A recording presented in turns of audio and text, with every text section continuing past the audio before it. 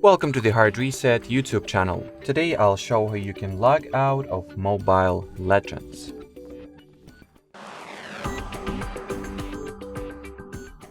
So first you will need to, open the main game page, then tap at your player's profile.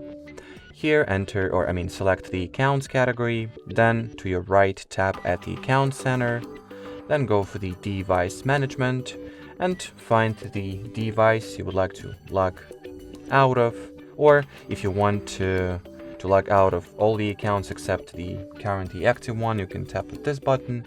I'll go with this option here.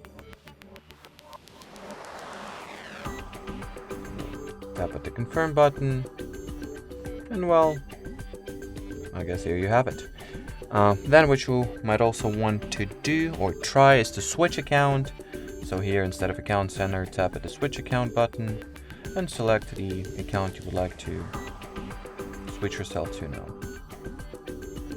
So I guess that'll be it for this video. Thanks for watching and bye bye.